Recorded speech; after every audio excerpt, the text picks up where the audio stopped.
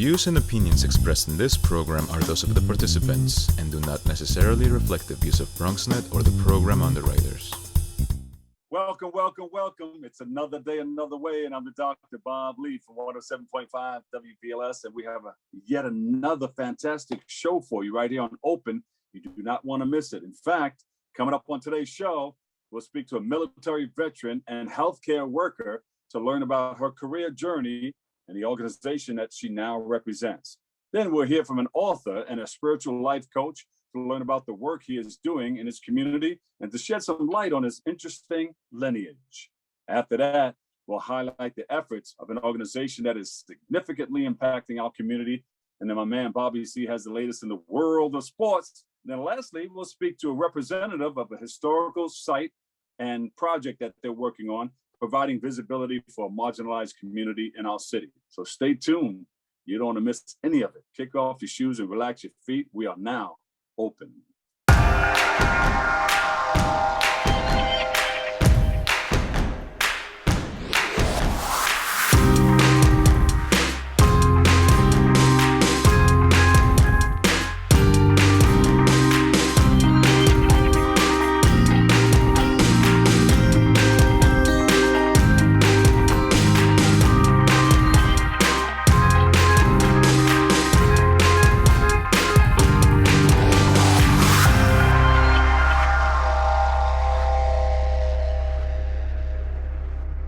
Welcome, welcome, welcome. How are you, everybody? I'm the Dr. Bob Lee from 107.5 WBLS and BronxNet's Open, and we have a fantastic show for you. You're watching Open. It's that live interactive program that brings the Bronx straight to your TV set. You can stay connected to us through social media at BronxNet TV. Now, leading things off, let me see. Our first guest is a member of the National Association of Black Military Women, the Brooklyn chapter. Brooklyn's in the house. She joins us today to speak about her time as a healthcare worker in the military, her greatest accomplishments as a nurse, and to highlight her work within the organization. So please welcome to the show. We've met her before. I know the organization. They do great things. Please welcome Annette Osborne. Annette, welcome, welcome, welcome. Thank you, Dr. Bob Lee. Good morning, everyone. Good morning, and thank you so much for inviting me and so that I can tell you a little bit about myself and a little bit about my Brooklyn chapter. So thank you so much. So start off, give us a little bit about yourself first. Okay, so I'm a registered nurse. I'll just say about 40 some odd years. But okay. But I'd like to start off with how I got into the military. It's a funny story. As a nurse at that point, it was about 8 years. I was a nurse for about 8 years.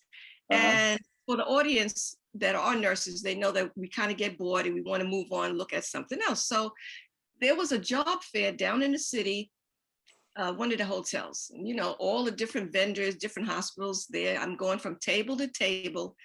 And then I see the Army Reserve. I see the Army there. And I'm like, whoa, let me back up a little bit. Let me listen to this recruiter.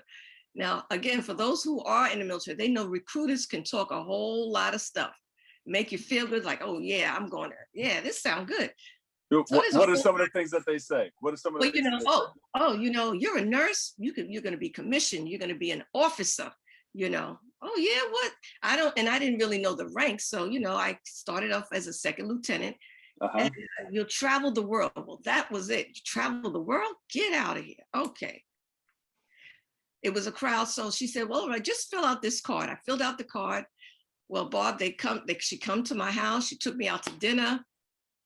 And like I said, recruiters, they are something else. So here I go. I signed my name. I signed my name on the dotted line. Oh, Lord. I signed my name on the dotted line. And 30 years later, here I go. So I've been here for 30 years. I would never take it back. It was a great experience. I know, you know, as a nurse in the military and as a nurse in the civilian. Now, I know there was a question. Those two kind of gel, if you will. What I did in the military, I did travel now. So now I did start to travel. I traveled to places like El Salvador, places like, that was what they call a mission ready, a med-red, which is a mission. We took supplies over to El Salvador. I'm telling you, when I saw the way folks live, if these young kids that we have here today could see that, they wouldn't ask for some of the things. I'm telling you, I almost left my whole duffel bag there because I gave them sheets, towels. You know, if you go to a hotel, you get all the toiletries. Why we take them, but we still take them home. I took all of that there. Baseball caps, I brought all of that there. What was nice is that we traveled from different territories of El Salvador. They made the schools a clinic. So we were there as, you know, as clinicians. We did, I took care of a lot of patients, but this one individual, she was like 19, and I kept taking her blood pressure. And I guess, why is her blood pressure so high? She was 8 months pregnant. Her feet and her feet, ankles were swollen, and they don't do a good maternal care there. We had to fly her to Honduras for care. Can you imagine that? Yeah. Yes. And, you know, just like in New York, we're sitting down for lunch, and the children are begging. They're begging for our food. I'm like, wow, you know, wherever you go, you see that. And so you know, we give them the food. They collect the bottles, same as here. Some things are kind of similar. We did have an individual who is, I would call it like an FDA type. So there's certain foods we couldn't eat because they were not, you know, like eggs. We couldn't eat eggs. Some of the meats we couldn't eat either. But coming back, I still love nursing. I've been a nurse for over 40 years. I want to say I'm semi-retired. But, you know, just like the Army, they say once a soldier, always a soldier, and once a nurse, always a nurse. So my other thing that you'll probably ask me about the pandemic I was going to say, how, you know, well, I'm just how talking. are you faring during this pandemic? Has it changed your life in any way? It changed all of our lives, but, you know, how has it changed your organization? It changed our lives because now we're not boots on the ground. We can't go out. You know, we can't volunteer a lot of things. So that was kind of depressing for us. But what we did was to make us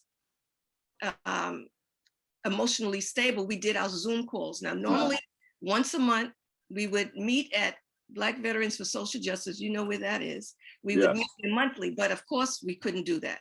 So we did Zoom, but we checked on each other, you know, because this could lead to PTSD for a lot of people. Oh, absolutely. Okay. I believe that. I believe that. So I see it in the community now. You know, people, you know, when I covered 9/11, we were going through the motions. We were doing the whole thing. But then I think it was about 3 weeks later when we settled in that I realized what we were going through, that what we went through. And that's when it hit me, you know, and I had to take a couple of weeks off from the radio station. It's very, you know, so we're still doing that, of course, because again, we're not meeting face to face, but the Zoom meetings to see everybody's face definitely helps. We do a phone call.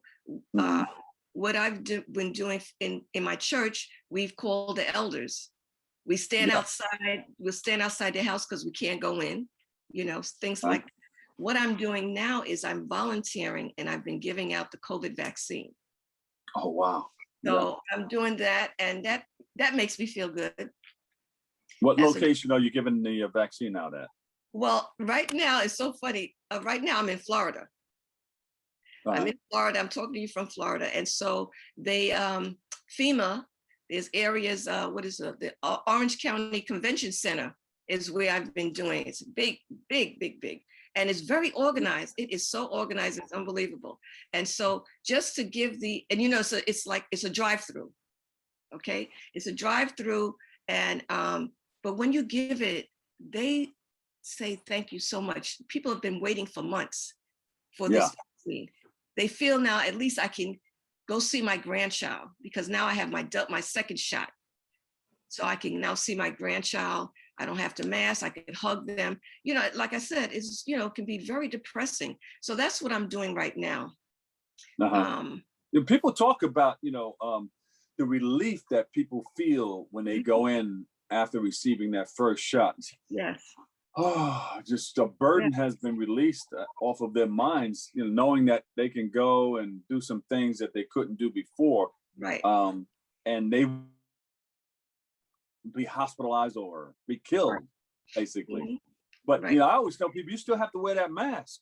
You still have to watch your distance. You still have to act accordingly. Absolutely. Wash your hands and stay safe. Stay safe, right? And with most of my chapter members, we're texting each other. I got my shot. I got my shot. So we're keeping up with each other. Everybody's telling each other, I'm on my second shot. Or some of us will say, well, I did feel a little bit, you know, they'll say some of the side effects.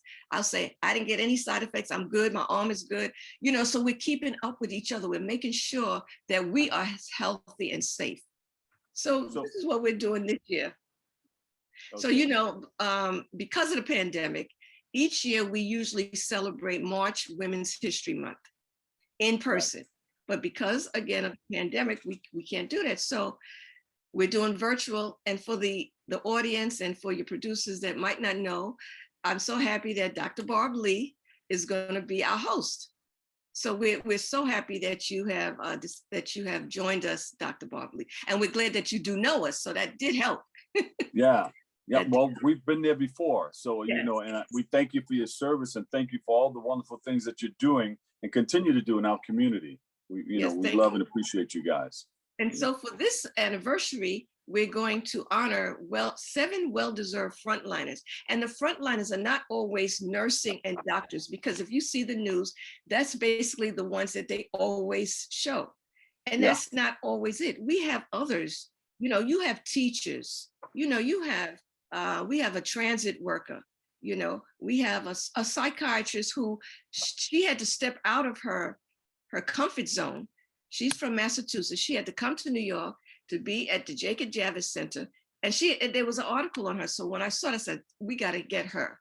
You know, she also happened to be in the military, but because the way she wrote that it wasn't her comfort zone and how she had to comfort families, again, a lot of those things are not shown, you know, on the television. So these, which you will, of course, you will meet. We're so happy that they have, you know, said that they would, they're honored to be a part of this. Well, I have to get a plate that day while I'm hosting, and I'm going to make sure I hit that plate in the background. I don't have anything around me, but that can make that kind of noise, but I'm going to hit that plate. You know, every day at 7 o'clock for a while, people were hitting the plates and pots and pans and drums and yelling out the windows. Congratulations, we love you, first responders. Yeah, and we can't forget. We got to continue that, and maybe one day we can get together and do something big for all of the first responders. That would be great. That would be great. So what else? Okay. What else are you guys working on this year? So this year, also what we do every year, and this past year they canceled us because of COVID.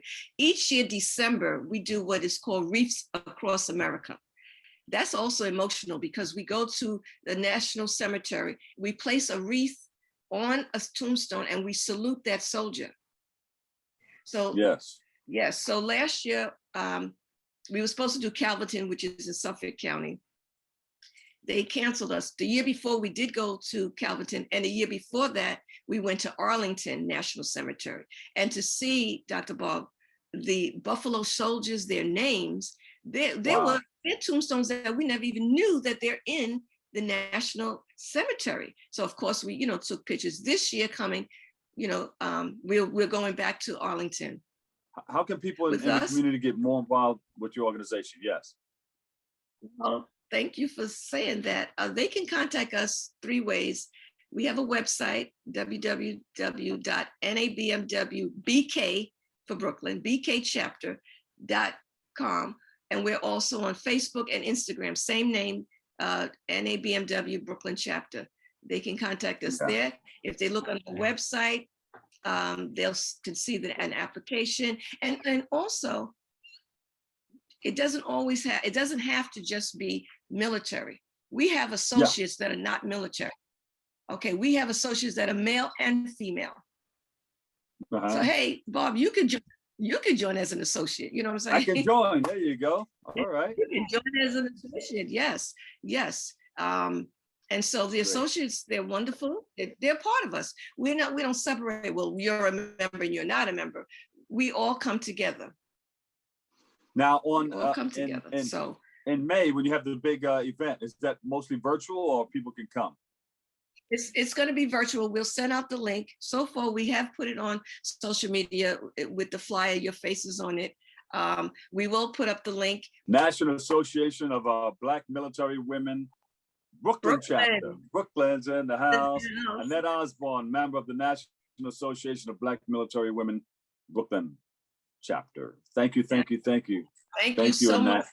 Thank you, everyone. And thank you so much for having me here today. And again, we appreciate you immensely. And thank you for your service, and give virtual hugs to everybody, okay? Yes, I will. All right, love you. Okay, All right, we'll take a break right here. We'll take a break right here. More open on the way next.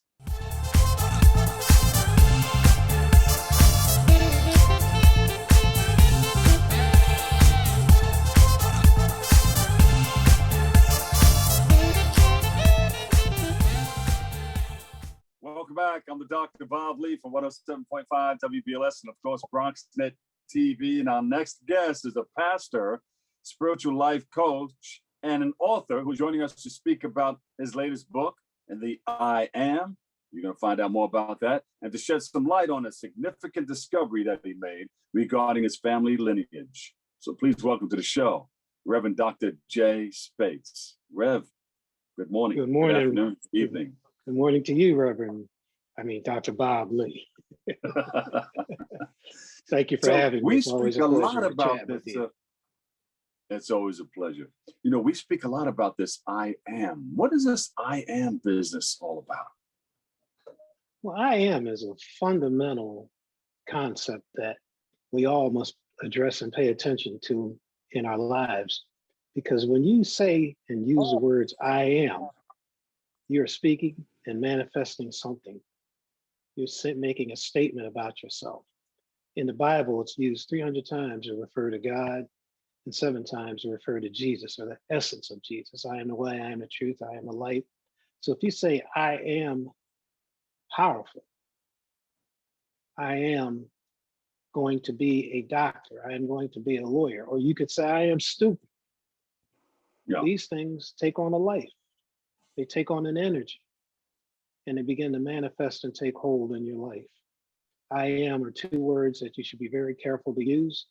And when you use them, speak them with the highest possible value that you can. So if somebody asks, who are you? What should one say? Well, if you don't have a good answer, if you can't follow up those 2 words with something of value and of higher purpose and positive intention, I wouldn't answer. I would say, I don't know yet. But I know what I would say. I would say, after years of hard work and spiritual work, I would just simply say, I am J. Speights. And by saying I am J. Speights, there's a lot involved with that, because I've done the work. I've taken a deep dive, as a 20th century mystic, Dr. Howard Thurman would say, within. Yeah. And connected with the divine within, and ask the divine, who am I? What am I? What is my purpose in this life? So I can answer all those questions now. Yeah. And I would like to say that I made, okay. Go ahead, finish. I'd like to say that I made that discovery earlier in life, but you know, sometimes it takes time for people to step and lean into things. Yes. Yeah. And that's certainly the case with me. Tell us about your position at the new seminary. I'm the executive director and vice president of the new seminary. I run the day-to-day operations, meaning I set the programs for the students, design the programs for the students, design the curriculum, recruit the students, and also nurture them and supervise them through the process of stepping in and leaning into the ministry and the various projects that they have to do. It's a full-time job, and it's something I enjoy very much. It is my ministry, and that's my first love, first thing that orders my life, that sets the tone for my life. I do many other things, but it's ministry first, and certainly the new seminary. On your answering machine, when you don't pick up, it says you are, explain the rest. Taking a quantum leap into the mystery of creation. Yeah. I get a lot of questions about that. Yeah. And you say that because what does it mean? It means that I am forever exploring creation, my relationship to this earthly plane and to God and what it all means and my place in it. And that's what everybody should be doing, is taking a quantum leap into the mystery of creation. Many of us don't. In my book that you had to read at the seminary, the 7 Days with Adam, I talk about the spirits of chaos. And the spirits of chaos could and are anything that prevents you from taking that deep dive within and doing the exploration about where you stand in this whole scheme of creation or your relationships, what's going on in the job, instead of just taking stock and say, here's who I am, here's how I'm going to conduct myself for the rest of the day. These are the values that I'm going to apply this day. Let me show you how this works. Because I have the luxury of working for myself, I don't like to go downtown Washington during rush hour. Washingtonians are generally rude. I've been on the New York subway and people just walk all around you. They respect your personal space, but here they just bump into you, knock you all out of the way because they think they're important. They hold these high government jobs, and I'm not saying all of them, but a great deal. Yeah. So I meditate, I do Tai Chi, I pray before I leave the house. And I got into the subway system and people were stepping on my shoes, bumping into me. And I still got a little Camden, New Jersey left in me. And I don't like to be bumped into and my shoes stepped on. So I started sliding elbows and pushing people and knocking them out of the way. And then I went into the store and there was this great big guy in this magazine store. And he's walking down the aisle. And I said, excuse me, 3 times and he wouldn't move. So I just kind of stepped in front of him and gave him kind of a little Tai Chi twist, because Tai Chi is a martial arts, and bumped him out of the way real quick because it's a matter of weight, not strength. So I just twisted him like that. And what made this really bad is he was not only was he African, but he spoke the king's English. Like, yeah. And you mentioned Africa. There was a great discovery there. Tell us about that. I mean, it was intriguing to you. Well, tell us about it. Well, I have to preface that by saying, for all of my life, my parents were very interested in genealogy, finding the family tree. They believe that knowing that story unlocks the mystery of who you are. And so when my dad passed in 2016, the search to do that was rekindled within me. And so I started looking at ancestry.com because that didn't exist back in the day when I was trying to do the family research with him. And so a friend of mine, well, just a colleague, told me about a third-party site where you could upload your DNA and match it against certain royal families that put their DNA online to find folks lost through the slave trade in the diaspora. And she was on me for about a year or so to do this. And I was kind of like, I'm not concerned about royalty. I'm a political scientist. I had 2 degrees of political scientist. I like democracy. So, and I was like, royal schmoil. I just want to find the folks down there in Florida and Georgia and get beyond 1870, find whatever plantation we came from and so forth. Yeah. So anyway, I got tired of her bugging me about it. So I uploaded my DNA and I got a hit right away that I was genetically tied to this royal family in Benin, West Africa, in the Kingdom of Alada. And so I couldn't do anything with that for about a year because the family didn't speak English or French. French is the primary language, the official language, one of them in Benin. So finally, a holy man from Benin came to town and I hosted a interfaith dialogue for him. And I showed him a picture of my folks and they gave me the number to the king of the kingdom. And so I called His Majesty and he hung up. So I guess you don't cold call a king, but being an ignorant American, not mindful of how you're supposed to deal with royalty, I called him right back. So what happened? They're going to give us about a minute. They're going to wrap us up. So what happened? Oh, what happened was they invited me home. They showed me who I was in terms of the lineage. I was related to the 9th king specifically, but all 15 kings of that kingdom. And they brought me home. Right. Yeah, they brought me home. They crowned me. They gave me my traditional name and my traditional title and a whole bunch of other stuff. And so I got in touch with the larger I am. Wow. And how did that make you feel? Put the royalty thing aside, it made me feel that I had discovered a big part of myself I could look at the globe of this world and point to a very specific place where I was from, all the way down to the village. It's not just to say, for me, it was never enough to say I'm African American, because Africa is a big place. I wanted to know where in Africa. And that was very important. And it's made all the difference in the world for me. I wear stuff that are made by the women in my kingdom. I know the myths of the stories and the gods from that kingdom. It's changed me foundationally and fundamentally in terms of who I am and how I perceive myself and my family and my place in the world. Doc, where can we go to get all of this information? Because, you know, we need a whole show. We need an hour for what you have to offer, because there's so much great information. And people need to know, where can we go? Is there a website where people can go?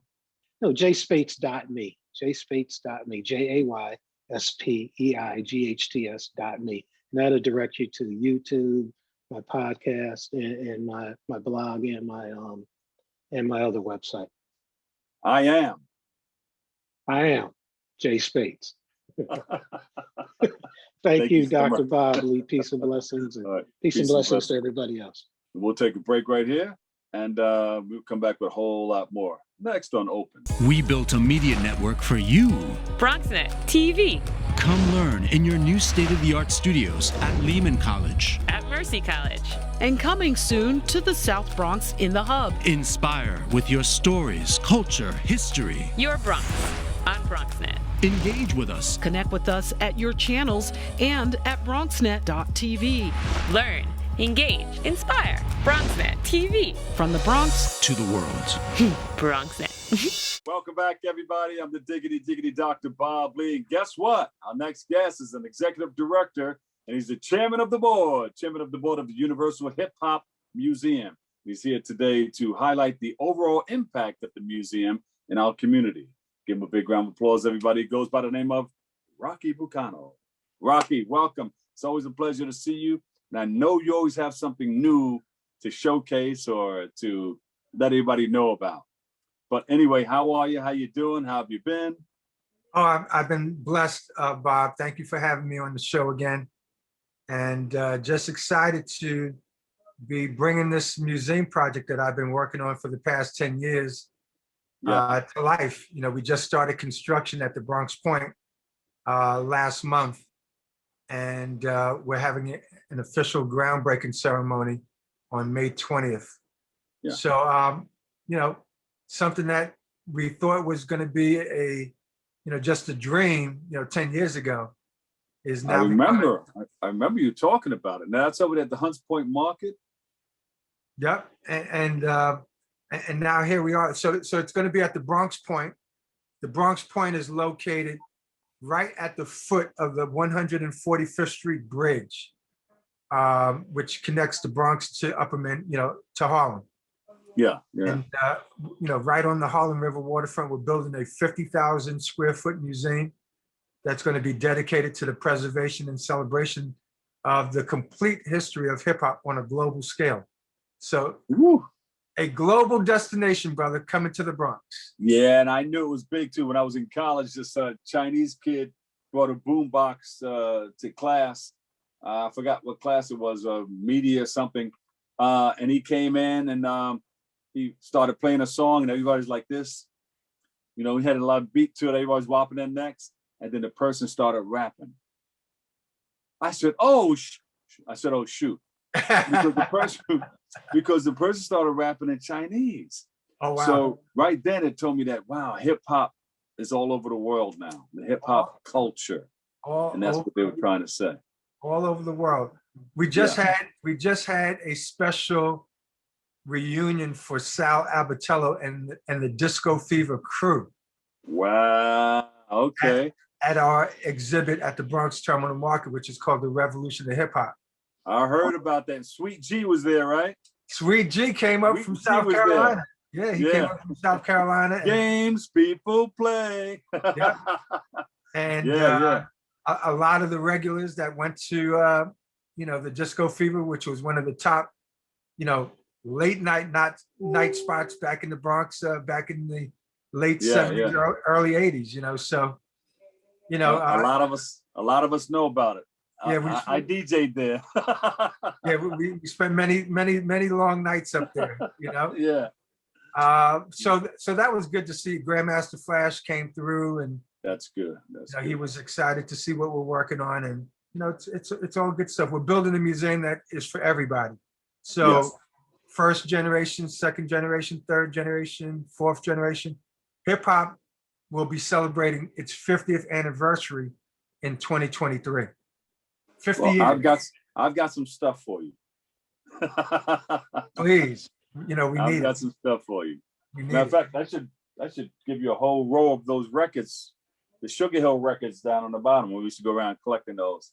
Yeah. You got mixes, all kinds of stuff. But so wait a minute. So it was where when I went to visit, it was right on the side there next to Sprint or whatever that was, the phone company. Yeah. So the Bronx Terminal Market is the mall. So you're gonna go across the street now? Yeah. So by the river? right across the street is where the museum is being built. Oh, that's excellent. Yeah. So when you come to see the exhibit, you know, because we actually did a redesign since the last time you were there. Yeah. When you first came, we were celebrating the origins of hip hop history. Right. Now we're celebrating the years 1980 to 1985, which is when, as you know, that's when hip hop started to become really this big commercial thing. The first movies, you know, Wild Style and Beat Street, you know, the first big commercial records, you know, LL Cool J, Run DMC, yeah, Africa Bambaataa, Soul Sonic Force, Planet Rock, you know, those were the big dogs back then. Yeah. So where did hip hop start? Don't try to trick me with that question. I know you from Queens, baby. It started in the Boogie Down Bronx. I knew he was gonna say that. So what's expected when we come in? What do we see now? I know we got the groundbreaking. We do that whole thing across the street, but we come to visit now. You said you open 3-4 days a week. So the Revolution of Hip Hop, located at the Bronx Terminal Market, which is 610 Exterior Street in the Bronx. It's basically celebrating the years 1980 to 1985. So what you will see is all the rare flyers and artifacts from that time period. We got some of the gold records, you know, the first gold records. We got Run DMC's first gold album. We got the Sugar Hill Gang and Grandmaster Flash, their first gold records. We have Africa Bambaataa's boombox that he used to use. Oh, shoot. Yeah. His boombox that he used to use to serve as almost like a DJ monitor when he was spinning records. You know, we got Flash's beatbox. We got the original reels from the movie The Wild Style. We have all these tapes from the tape masters, these guys that used to tape all the live parties from back in the day. We got a whole collection of those tapes. So it's an amazing thing. You know, everybody should come out. Tickets are $10. I gotta see if I can bring your old Dynaco amplifier, or that there was a Macintosh amp back then, but it was a tube. It ran by tubes. Yeah. So my cousin Pete DJ Jones used to use all. Yes, he used to use that exactly. Right. That's where I got that from. Well, I didn't get his, but I saw his, and I wanted the same thing. So blue face. It had a blue face, and then meters went like that. Yeah. Yep. So you know, he passed away. I did. And his estate, his family, donated all his sound system, all his records to the museum. Yeah. See, that's one of the guys I wanted to be like that. Be like on the mobile DJ tip. So we used to go to all his parties, and Pete DJ Jones, he had the baddest sound system too back then. Yeah, and he was a staple on WBLS. Every commercial for parties back then. Exactly, Pete DJ Jones. Yep, and it was like Pete DJ Jones, Ronald Plummer, Maboya, QJ Simpson. Yeah. Or Grandmaster Flowers. Those were the big dogs back then. Yeah. So wait a minute, you can go all the way back. You have a piece of furniture where you open it up like that, and on the inside there's a turntable. It was called a Victrola. It had speakers in it and everything. Somebody has to donate one of those. Yeah, my mother had one. You know, we had a Magnavox, which had the Magnavox. Magnavox, VCR. Yeah, so we had the Magnavox stereo TV, which was color. And on one side, it had the radio. And on the other side, it had the record player. And you would open up the wood case. And yes, I go way back like that. Yeah. I should do house parties on those things. Bring your own quarter or nickel, for the needle. Yeah. But check it out. You can go way back, and then you can come up to something now that you're using, and you're letting people know about, the Oculus. Yeah. Talk about that. So I've been DJing using this piece of technology here, Bob, called the Oculus Quest. And this is a virtual reality headset. So it's immersive technology, right? So VR is the new big thing. Yeah. And just for my own, satisfaction, I love playing music. I'm a music guy. So I've been DJing with an organization called Tribe VR. And they have a platform inside Oculus that allows me to actually DJ, spin on Pioneer CDJs and a Rain mixer, like the equipment is in my house, and I don't own that equipment. But it allows me to use that equipment, and then when I record myself and stream it out, people see this avatar-looking character spinning on these, CDJs, and I can put visuals behind me and all kinds of stuff, and it's great. That is so crazy. DJs with bad backs from lifting all the crates back in the day and lifting all the sound systems and the big speakers and the big, the amplifiers and all that stuff. They can use this now and DJ, do weddings and all kinds of private parties, right? No, be off to the side a little bit and show yourself on the big screen and it'll show you DJing on CDJs. Yep. The only thing you probably have to do is make sure that the screen was connected to some decent speakers and sound systems, and you don't need to bring any equipment. You don't need to bring any records. Wow. It's all virtual now. So how do you load up your records? You load it up in that area? Yeah, so thumb drive? So you take a little thumb drive and put it in? No, so you load up your records on a laptop. MP3s, gotcha. Right? And then and the headset connects to your laptop.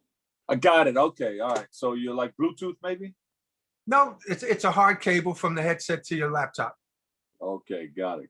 Wow. Are you going to put that in the museum too? Well, I'm actually go from way back all the way up to the Oculus. No, I'm actually probably going to DJ one afternoon at the exhibit using the Oculus and tell people to come check it out.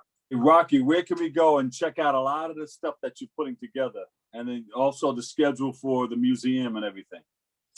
They can go to our website, uhhm.org. You can get tickets to the Revolution of Hip Hop there and learn everything you need to know about the museum. That's perfect, man. It's always a pleasure to see you, man. I can't wait to check out that Oculus. Yeah, brother. You would love it, Bob. Something different. Hey, man, stay safe, and we'll be over there soon. All right, thank you. You got it. Rocky Bucano, founder member, and he's the executive director and chairman of the board of the Universal Hip Hop Museum in the Boogie Down BX. They broke ground. They're going to be doing their thing over there, and we'll be over there to check it out soon. But there's a schedule. Rocky, that number or that information where you can go to see more is what again? uhhm.org. There you go. Thank you so much. Hey, Rocky, you into sports? I am. Love sports. All right, sit back. Bobby C is up next. He has the world of sports. Check this out.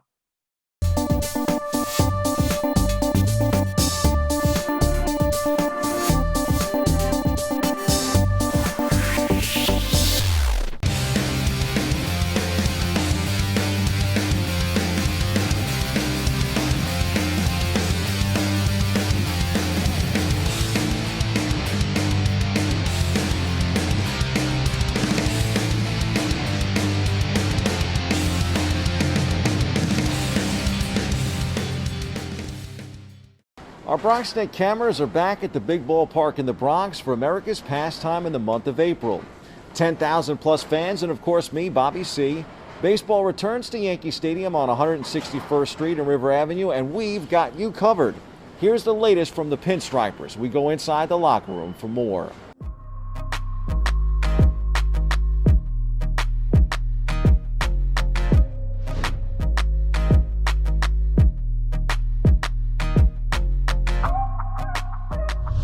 we've had a really good and focused spring training.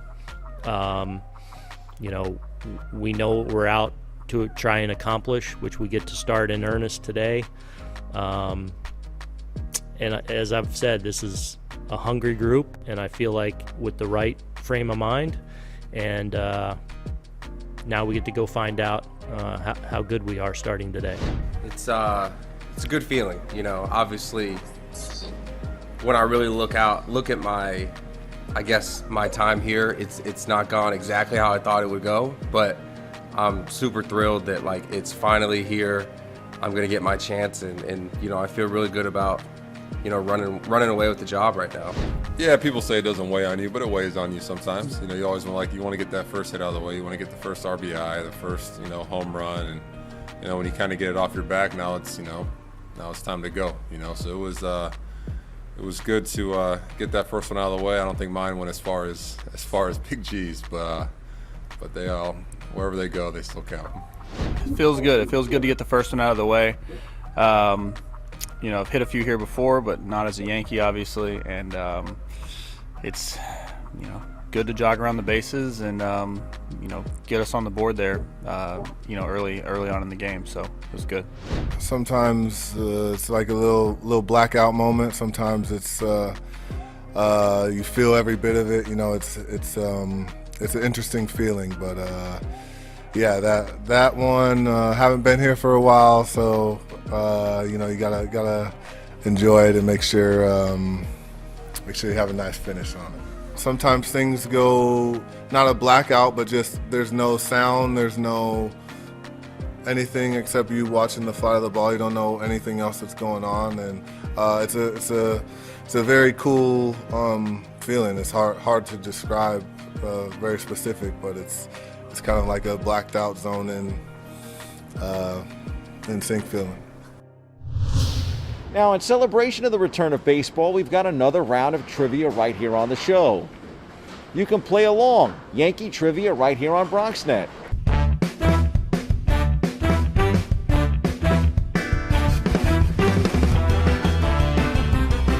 Question number 1. Shortstop Gleyber Torres became the third Yankees player to make 2 All-Star teams before turning 23 years old. Who are the other 2 players? Don Mattingly and Willie Randolph, Yogi Berra and Whitey Ford, Mickey Mantle and Joe DiMaggio, or Mickey Mantle and Yogi Berra. You're on the clock, all Yankee legends.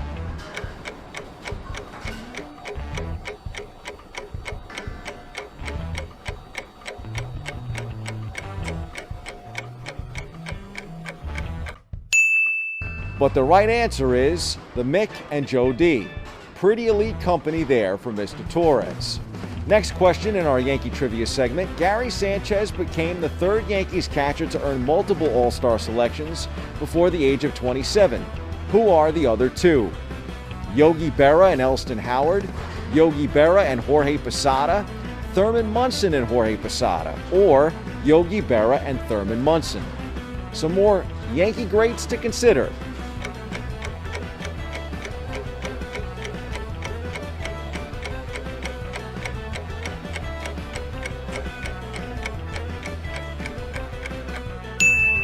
The answer, Berra and Munson, of course.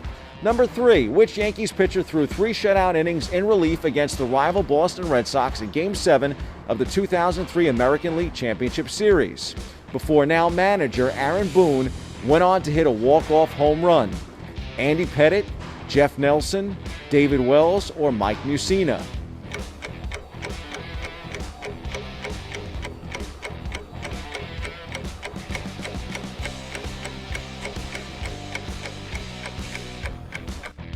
Moose. It was the first time that the 2019 Hall of Famer came out of the bullpen during an 18-year career, Mike Mussina. Sticking with aces, which longtime Yankees pitcher is MLB's all-time leader in postseason wins? Whitey Ford, Andy Pettitte, Red Ruffing, or Lefty Gomez?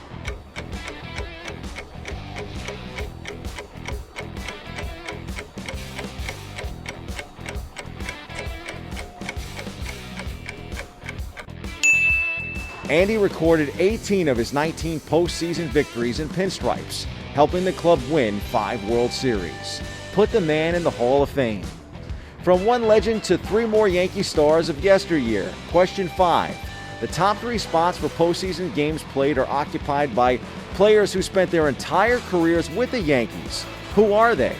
Mickey Mantle, Derek Jeter, Jorge Posada, Yogi Berra, Mickey Mantle, Derek Jeter, Jorge Posada, Bernie Williams, or Derek Jeter, Jorge Posada, and Mariano Rivera.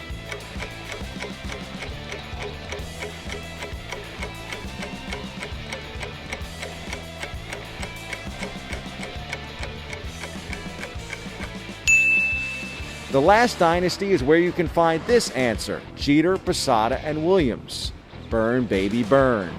In 1956, who became the first Yankees player to win a World Series Most Valuable Player award? Options are Whitey Ford, Lou Gehrig, Don Larson, or Yogi Berra.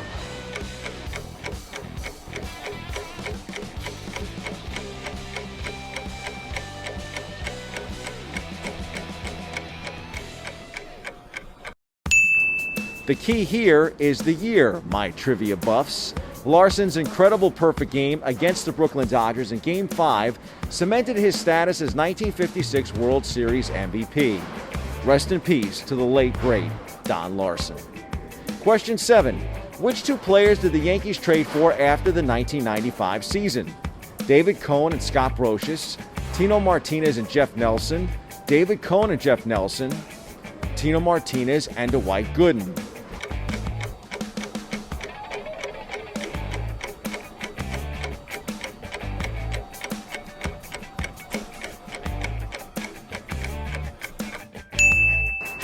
Tino and Nelly would then become key members of the 1996 World Series team, the first title in the Bronx since 1978. Tino Martinez and Jeff Nelson are the right answer. Question 8. The Yankees sent a 4-player package that included Don Larson to the Kansas City A's to acquire Roger Maris and 2 others in December of which year? 1959, 1947, 1980, 1968.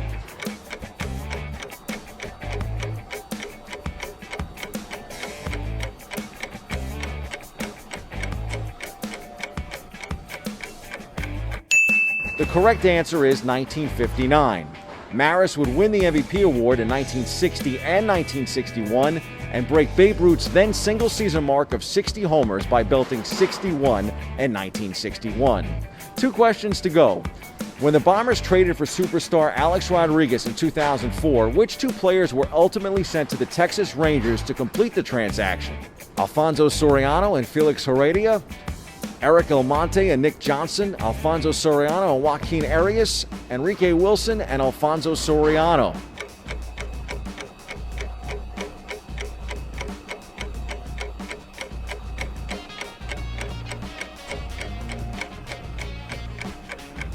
You may have remembered Soriano here, but did you recall Arias? Not a bad deal for the Yanks at all. A-Rod won MVPs and a World Series ring here in the Bronx. Final question, which Yankees pitcher earned 2 victories during the 2000 World Series? Jeff Nelson, Mike Stanton, David Cohn, or Randy Choate?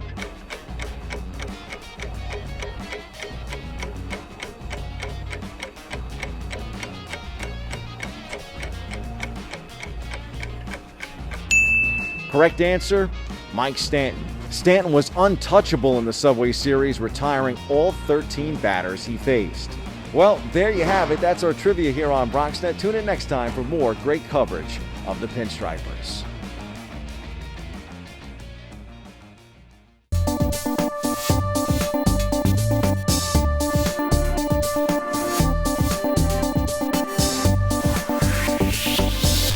Welcome back. Welcome. Hope you're enjoying the show so far. Our next guest is the project manager of the NYC LGBT Historic Sites Project. It's a wonderful project. She joins us today to broaden our knowledge of the LGBT history beyond Stonewall. So please welcome to the show, Amanda Davis. Amanda, welcome. Thanks, Bob. Thanks for having me. Tell us about this wonderful project. So we began in 2015. We're a group of historic preservationists, and this is building off work that our founders had started in the early 1990s with other LGBT preservationists and architects to document LGBT history in New York City. So through a grant from the National Park Service, an initial grant to get us launched in 2015, we've gone on to document now close to 350 historic sites in all 5 boroughs of New York City, and we're still documenting sites and adding to our website. Wow. I don't know if you can give us a little history, something that we don't know. Tell us. I mean, there's a lot that we probably don't know because you have all of the information. Yeah, I mean, there's so much, especially in a city as diverse as New York City, as vast.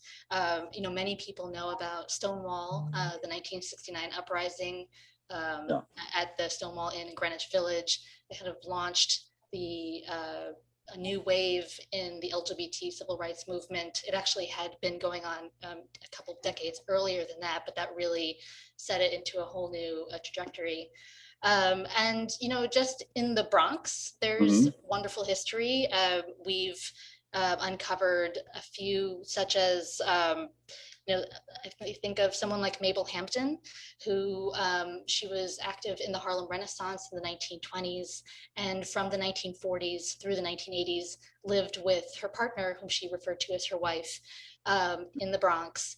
And she was also an important member of the Lesbian Her Story Archives, which was founded in the 1970s and documents lesbian life and community in New York City. So just someone like that, showing an everyday person living in the Bronx, making a difference, which is really great. And back then they had to hide it more, maybe, as opposed to what's happening now? You know, in the 1920s, it was actually much more open. And then going into the 40s and after World War II, life became a bit more closeted, a lot more closeted actually. And then in the 50s and 60s, you did have LGBT groups organizing and trying to fight for their rights. And it really culminated at Stonewall. And then after that, into the 1970s is when gay life really became much more open, although discrimination obviously still existed. Well, you know, there's always a struggle. Did you have any struggle during the pandemic on getting these sites recognized? Well, we our most public, the most public face of the project is our website, and we have a map on our homepage of these close to 350 pins where anyone can click. So we're still researching behind the scenes. You know, some of this history, especially more recent history, it's more about talking to people and getting their recollections. It's not always in libraries, but there are a lot of digital archives available. And we're also doing public programming on Zoom, which is available on our YouTube channel for people who would like to check in on what we've been doing. So we've been making it work, you know, as we all have been trying to adjust in these times. Any events coming up that we should know about? We have one on this woman, she went by the name Eve Adams. She ran a lesbian tea room in Greenwich Village in the 1920s, and she was actually deported in the mid 1920s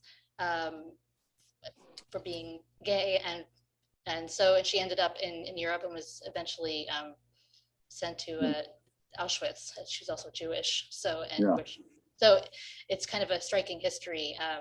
But that's something we have coming up, I believe in May. That's what I didn't know. I didn't know they deported people for being gay.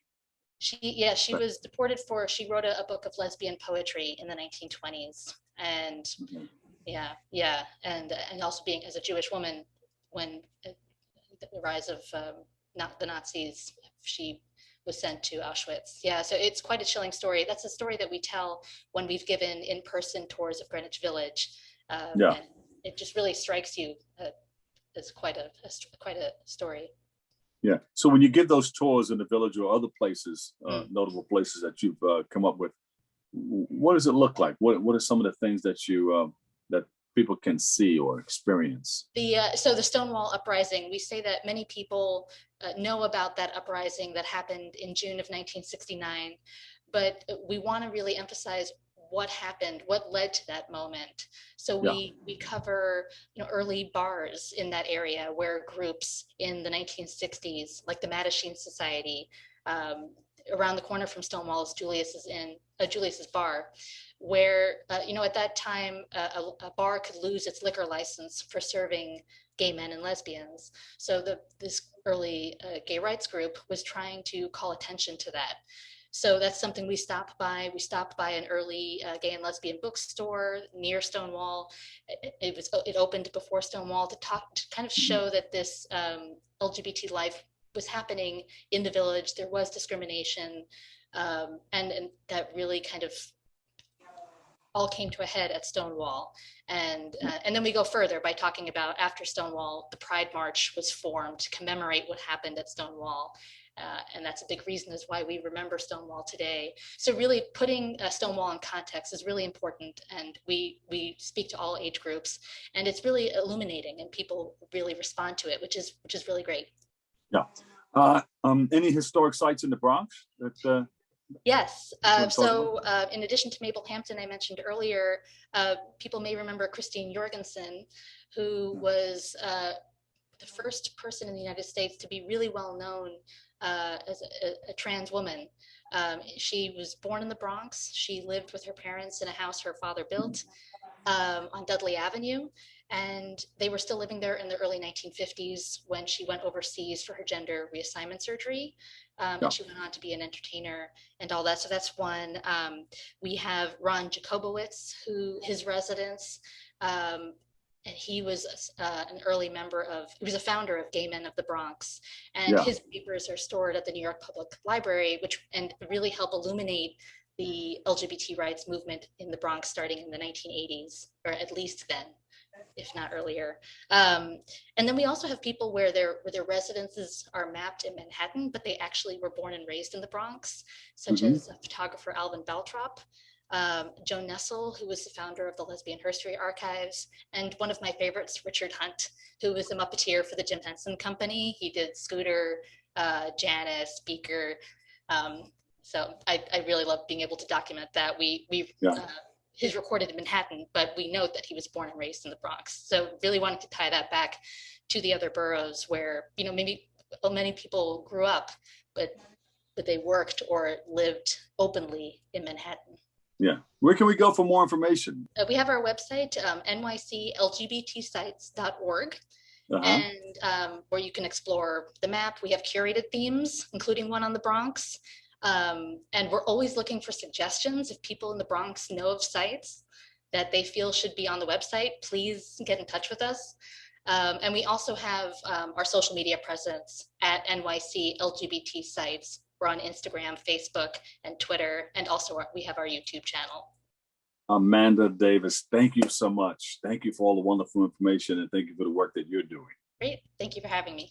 Unfortunately, that's all the work we have for today's show. We thank you for letting us share in this space and time with you. Always remember this: what you are is God's gift to you, and what you make of yourself is your gift to God. So choose your choice.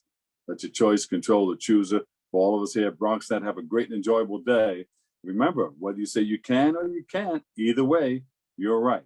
I'll see you over 107.5 WBLS. Love you all. Peace.